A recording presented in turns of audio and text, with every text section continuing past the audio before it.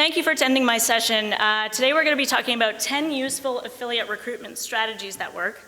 My name is Sarah Bundy. I'm the founder and CEO of a company called All Inclusive Marketing.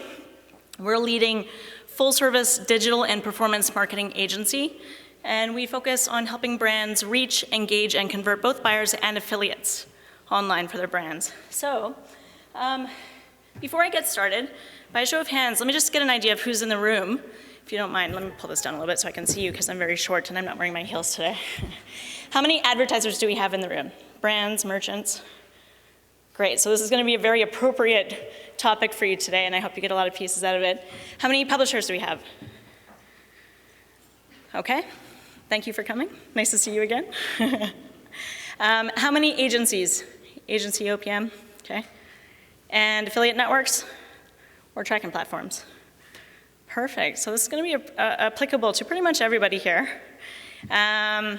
Publishers, probably good for you to at least get an idea of what it is that's on our minds over here when we're on the other side of the fence. So, what are we going to learn today?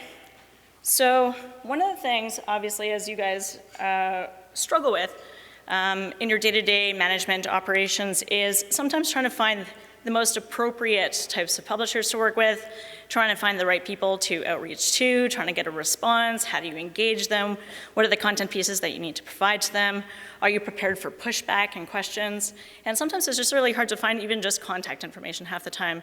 Sometimes they don't respond, and sometimes it's just hard to find the people who are most appropriate to you. So finding good affiliates can be a really big challenge. And so in order to prepare you and give you a few tools that will help equip you, I want to go through 10 strategies that are going to help you either reach, engage, or convert some of those affiliates and publishers into your program. And with that in mind, as you're going through these pieces, I'd like you to ask yourself and think about when I try these things and when I'm doing outreach, how can I do it in a way that will drive more profitable and sustainable growth for my program? But first, before you start outreaching, you're going to need to ask yourselves some questions. When you have a conversation with somebody, you obviously want to come in with your best foot forward. You get one shot to give a good impression with these guys. You get one shot, really, to solve the problems that it is that you can solve better, faster, cheaper, or higher value than anybody else. So one of the questions you're going to want to ask yourselves is, does your website convert? And if you're an agency or a network, these are one of the questions that I think is really important for you to really bring to the table when it comes to your advertisers. If you are a retailer or an e-commerce site, you're probably going to want to have a conversion around 1 or 2% or higher before you launch an affiliate program that is ready to start recruitment around. If you are not at a 1 or 2% conversion rate and you're an e-commerce site or you're a retail site, then what you might want to do is a little bit of A/B testing first, a little bit of conversion optimization. And once you get closer to that conversion metric, then you're going to have an opportunity to be more successful with engaging with a new publisher because they might be asking for some stats and how your website is performing already to date. So be prepared for that. If you're a lead type of program, then what you're going to want to consider is a little bit of higher conversion rate. If you're only converting at about 1%, that might be a little bit of a challenge for some of the publishers, so just be prepared for that. A/B testing and conversion optimization is going to be appropriate for both sides of that business. And one final thought on this is if you have a high profile, a luxury brand, or very high average order product, so let's say it's a $1,500 product, or in some cases a $10,000 product that would convert, obviously we don't have the same expectation of a 1 to 2% conversion rate, and if you did, then I need to come and work for you.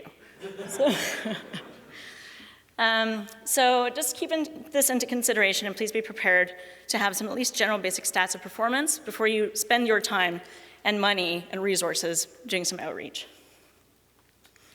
Number 2, are you prepared to offer more? Something that we see a lot when we're managing affiliate marketing programs or taking some on that have been live for a while is that there is one flat payout to absolutely everybody, and they're putting their best foot forward. They feel that they're putting their best foot forward by offering the highest possible commission rate. So if you compare your competitors as an example, you might see that your commission is the highest paid commission because you want affiliates to be excited about that and join your program over your competition.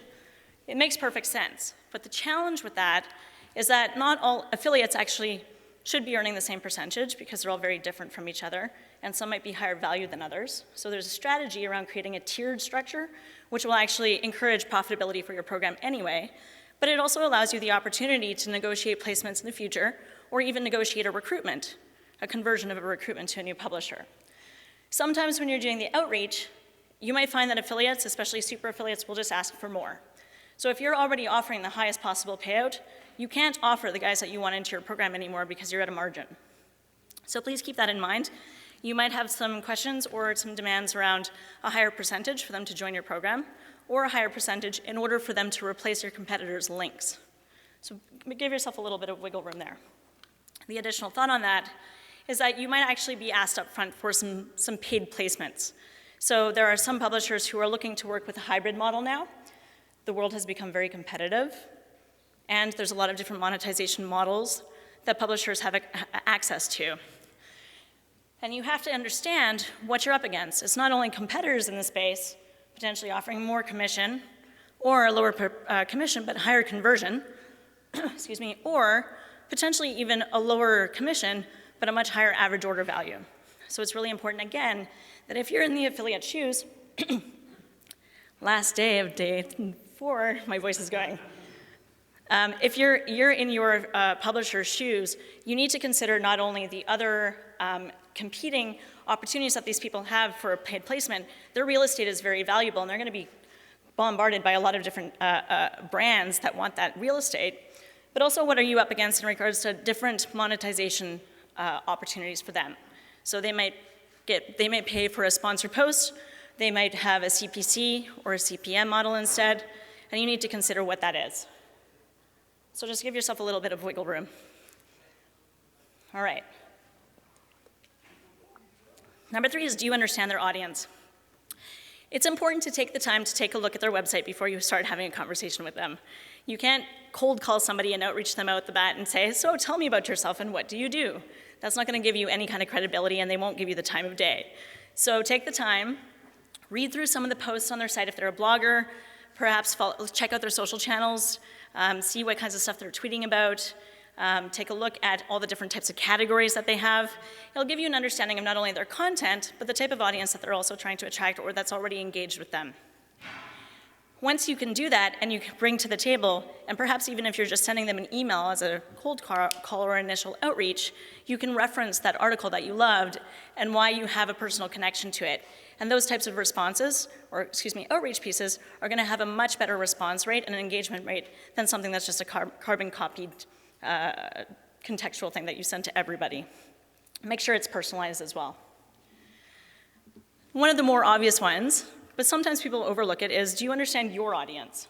If you don't understand how to explain your product or the type of buyer that works really well on your site, then you're not going to have a very engaging conversation with a potential partner. They're going to want to know more about your business, and they're going to want to know more about your buyers.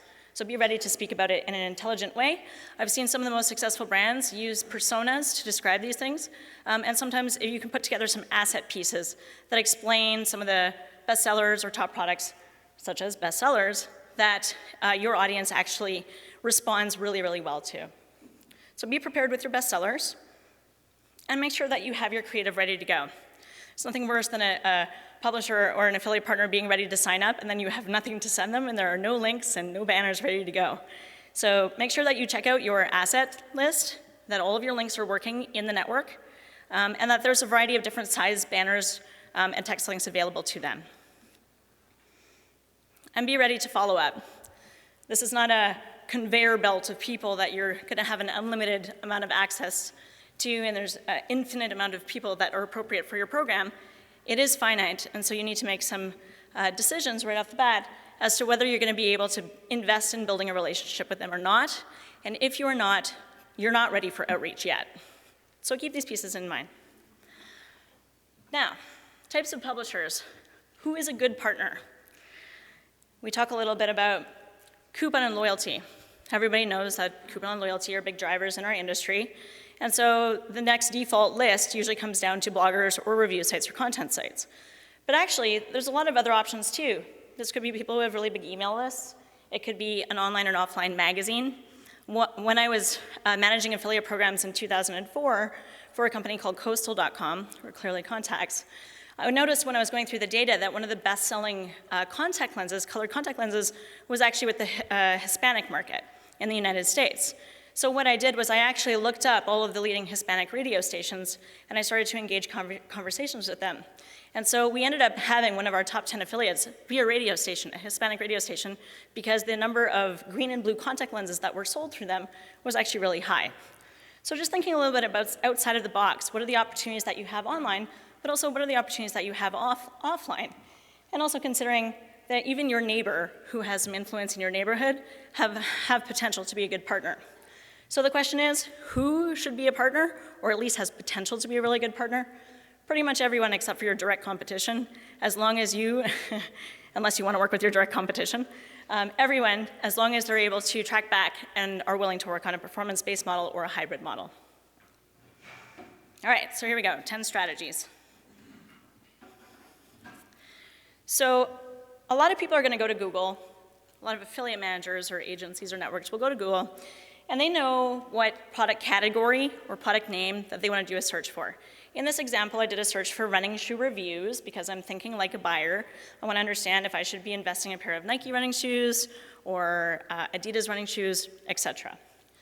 So I do that search, and what I find is the #1 post is for running shoe reviews. There are over 100,000 users and experts that are giving their opinions. It's called runrepeat.com, and they are a running shoe review site. #1 Google ranking, phenomenal opportunity for you to do some outreach. You go to their page, you find their contact information, and you start to engage. I think it's really important that people understand that when you're doing outreach to bring in new affiliates, especially if it's another merchant, there's not always an affiliate manager on staff.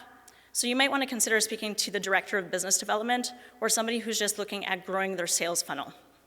So it could be a marketing manager, but it could actually also be a sales manager. And just keep that in mind. The third result is also a running shoe review site where they do reviews, they test them out, and it's all there. So good opportunity there.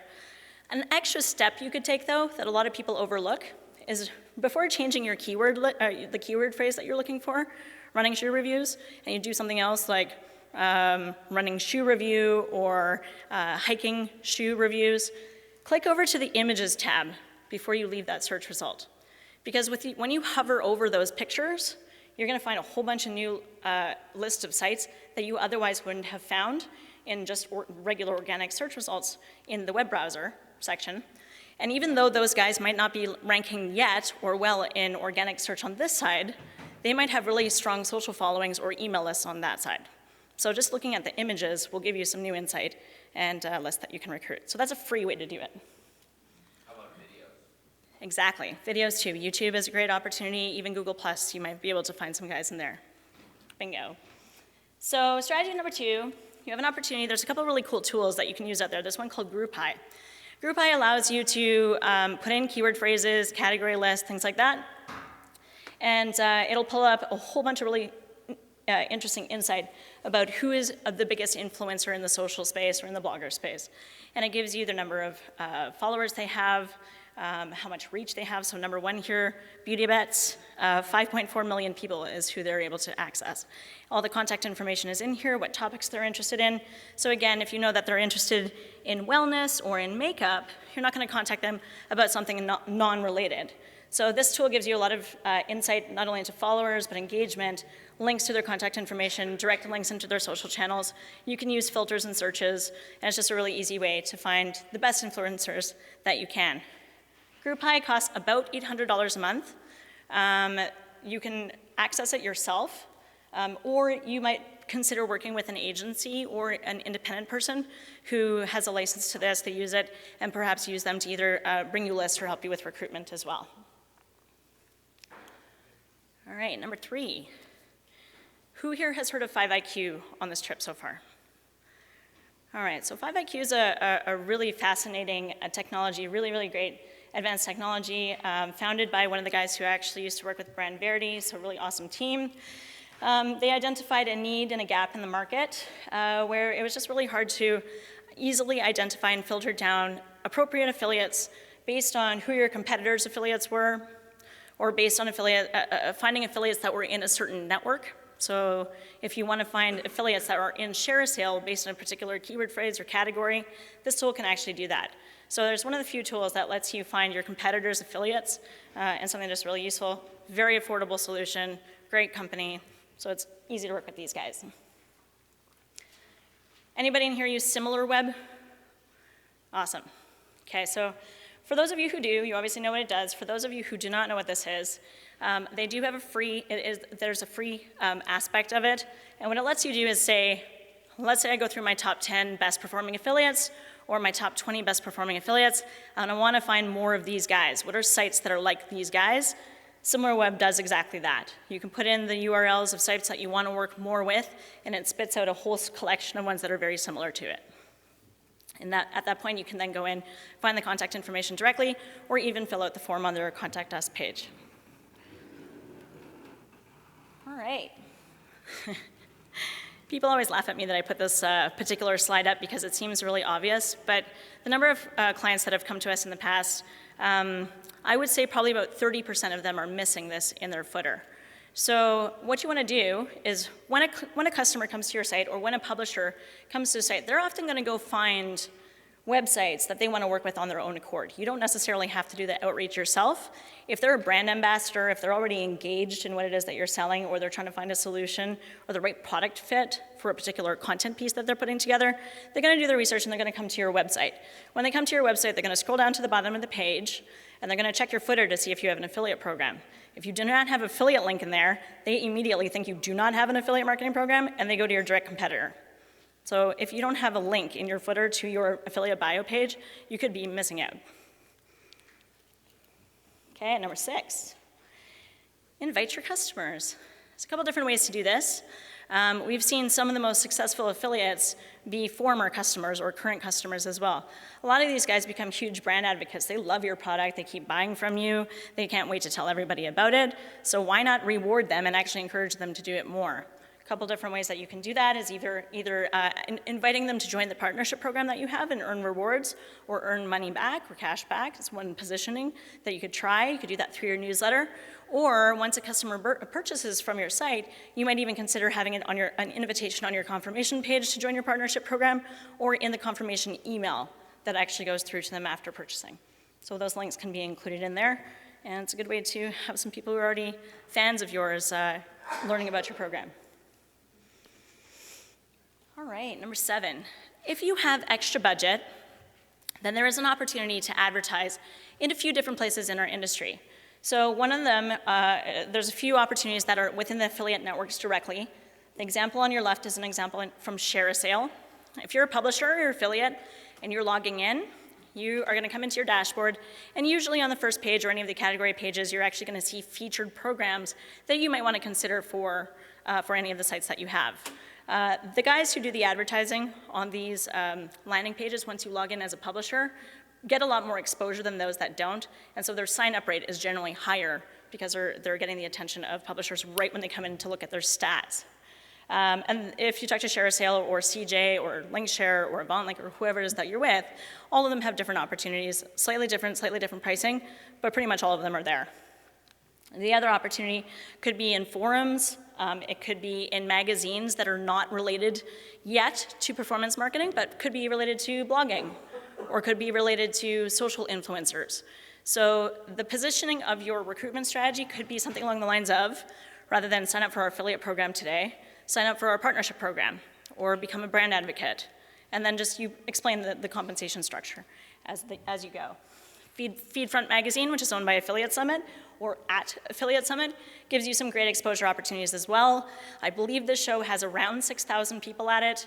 They've been giving out free Feedfront magazines to every single person, and that would have been 6,000 people that are in your industry that you would have just gotten exposure to for your program. So it might be a good opportunity there. All right. Another one that's actually quite overlooked is really just getting to know the network reps of the network that you're working with. So ShareASale, again, I'll use that as just an example, who are wonderful sponsors of this show, one of our key sponsors of this show, so shout out to them. They have an amazing team. They have an amazing staff. Any person can phone them, and within 3 rings, they pick up. You get a person. So a lot of these guys are going to have very dedicated people to build up certain aspects of their business. ShareASale, as an example, has a blogger ambassador who focuses on helping bloggers understand performance marketing and bringing them into the space.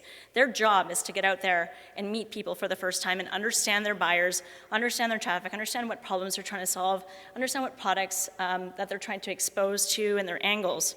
So starting to befriend these people inside the networks gives you an opportunity to get really nice introductions when they find that there's an appropriate fit. And usually when those introductions are made, the conversions on them and the engagement is immediate. All right, number 9. Who has Meetup.com where they're from? Who's ever been to a Meetup.com? Okay, cool. So this is an example from Vancouver. I'm from Vancouver, BC, so if you didn't notice, I either have a weird accent, I've said about or house or a couple of times, and I do have maple syrup and bacon in my pocket, so if you need any after, you can see me. These guys are from Vancouver, and I did a search for the fashion and beauty category, and at least 100 different meetups came up. The one that caught my attention here was one called Vancouver Beauty and Style Meetup. We have a few different cosmetic and beauty brands that we represent, and so I noticed on here that there are, looking at the far right here, this particular meetup was founded in May of 2015, so it's a pretty recent meetup. They've got over 500 people that they call their glamistas, that are all bloggers in their space, or people who are social, they're just very engaged in the social channels and the social community. They have an upcoming meeting that I could click on to find out when that is. They've had 4 past meetings, and you can click into each of these things to get more information to see how engaged they actually are and whether people actually showed up or not and see the reviews of them. So in this case, this is a really cool little community. I can contact the organizer directly, who probably would actually be a really great publisher herself. And then I can also click on the 505, which is the number of people in this group, and see who they are individually and also contact them directly through meetup.com. So if you guys are in the same city, why not spend the extra time, one night a month, and get out to some of these guys, shake a few hands, learn some names and faces. This is a great way to build up your affiliate base. And of course, once you put all this work in, make sure that you retain these guys. Follow up. You're building relationships. I'm not going to go work with anybody and no one's going to work with me if we don't understand each other and we don't have a trust in each other and we don't like each other. So invest in the people that you're working with. Take the time. Make sure you have somebody, if not yourself, following up with these guys to make sure that they remember that you're there, and work on the retention of it once they're there. It's going to be relationship-based always, from the first email that you send or first phone call that you make all the way through to program optimization and getting better placements on your site longer term. So in summary, make sure you're prepared before you do your outreach, your website's converting, you've got all your creatives ready to go, and that you're ready to have some responses and questions and you can address them. Make sure you leverage both free and paid tools that will help you identify new partners. Make sure you're leveraging your own website and your own customer base through having your affiliate link in your footer and inviting your buyers directly. Please make sure that you're leveraging your local meetups because they're right there. It's a great opportunity to partner with these guys. And make sure that you're focusing on building relationships, not just a huge sales funnel. And once you get them in, make sure you're keeping them in there because it's just too hard to grow your program and constantly recruit. It's not infinite, or excuse me, it's not, there's going to be a limited number. So make sure that you are focused on bringing as many as you in and making it meaningful for you on both sides. I appreciate it, you guys. Please let me know if you have any questions. We have 6 minutes.